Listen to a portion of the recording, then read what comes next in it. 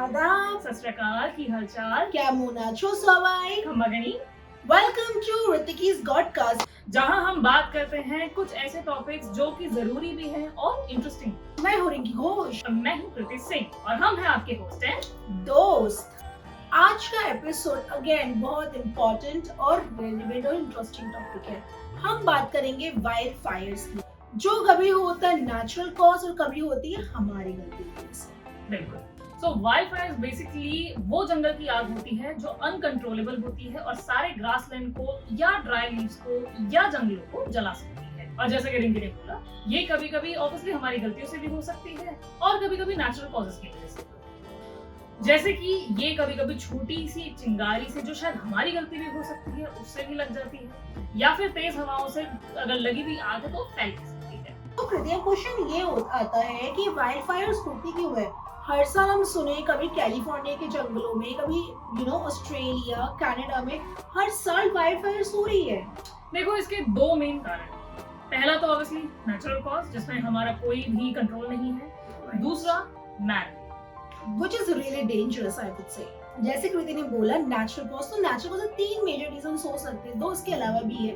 First हो सकता है बिजली गिरना, वोल्केनो इरप्शन, एंड थर्ड हो सकता है एक्सट्रीम हीट, जिससे ड्राई लीव्स पे आग लग जाती है और पूरे फॉरेस्ट को जला देती है। करेक्ट। पर देखो, नेचुरल कॉजेस तो खैर गिने चुने ही हैं अगर वैसे देखा जाए तो, लेकिन जो मैन मेड वो तो 85% से भी ज्यादा है जिनकी वजह से वाइल्ड फायर लगती है। जैसे अनअटेंडेड कैंप फायर्स, हम जा रहे हैं कैंपिंग करने और वहां पे जाके आग ला ली और फिर उसको हमने ऐसे ही छोड़ दिया, ठीक से बुझाया। सिगरेट बट्स, जो लोग सिगरेट पीते हैं या स्मोकिंग करते हैं, ये सबसे ज्यादा वहां पे उनकी वजह से भी आग लग जाती है। जैसे ही थोड़ा ज्यादा सा ड्राई मौसम हो जाता है तो फिर वहां पे पावर लाइंस वो स्पार्क कर जाती है, उसकी वजह से भी लग जाता है, क्योंकि छोटी सी चिंगारी ही काफी होती है। ऑफ कोर्स पूरी जंगल को जलाने के लिए बिल्कुल वैसी ही होती है, ड्राई लीव्स। करेक्ट। और जो सबसे ज्यादा खतरनाक, जो लोग जानबूझ के वहां पे जाके आग लगाते हैं, which is very very very wrong। अगर आप जानबूझ के आग लगाए तो बिल्कुल मत करिए। और ये बहुत कॉमन रीजन है। अगर तुमने कभी देखा हो, कभी नोटिस किया हो, तो जैसे अमेज़न के जंगल हो गए, वहां पे यही सब कारणों की वजह से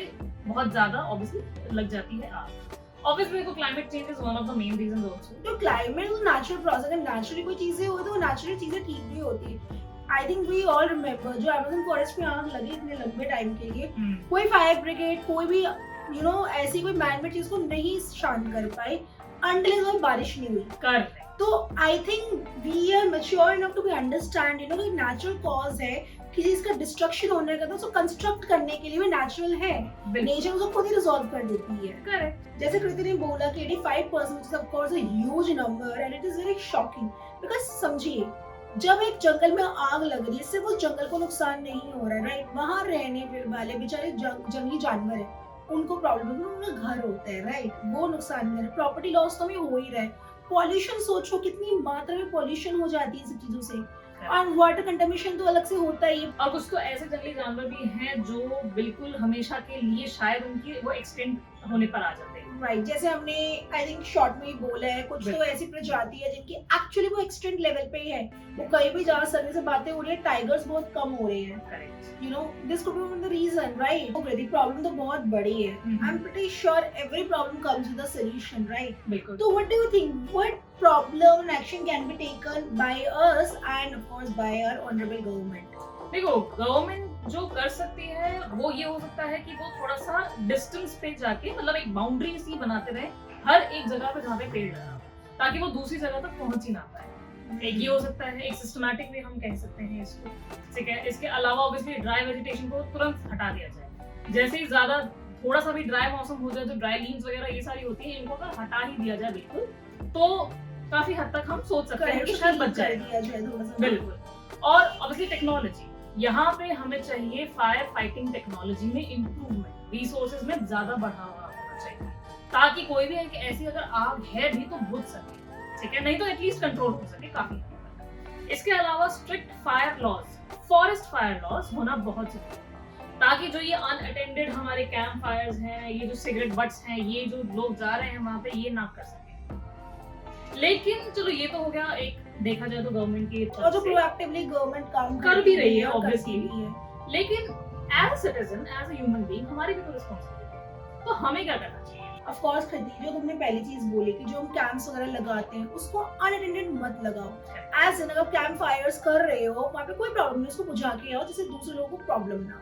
और अगर सेकंड ये हो सकता है कि अगर आपने कहीं देखा है कि फायर लगी है तो उसकी ऑन द स्पॉट कंप्लेन करो, जिससे ऑन द स्पॉट टाइमली उसको रिजॉल्व किया जा सके। एंड उसके अलावा जो लोग स्मोक करते हैं प्लीज अपने सिगरेट के बट्स वहाँ पे ना फैलाएं। हो सके तो बाहर जाके करो या वहाँ पे मत ही करो, वो बेटर होगा। सबसे ज्यादा मोस्ट इम्पोर्टेंट कृति, इसके बारे में अवेयरनेस फैलाओ। अगर आपको ये चीजें नहीं पता, अपनी एजुकेशन को उसके लिए बढ़ाओ, और आपको पता है तो दूसरे लोगों को भी एजुकेट करो कि वाइल्ड फायर को रोकना कितना इम्पोर्टेंट है। वहाँ के जंगली जानवरों के बारे में बताओ कि उनके लिए वो घर है। जैसे हमारे घर पे कोई आग लगा तो हम नहीं रह सकते, वैसे बेचारे जंगली जानवर है, उनका घर है, तो उसको प्लीज प्लीज प्लीज मत जलाओ। क्योंकि देखो ये सिर्फ एक नेचुरल डिजास्टर नहीं है जिसके लिए हम सोचे कि ओहो चलो ये तो नेचुरली हो गया है। 85% अगर मैन मेड है तो यानी कि हमारी भी रिस्पॉन्सिबिलिटी है कि हम इसको कितना कंट्रोल कर सकते हैं।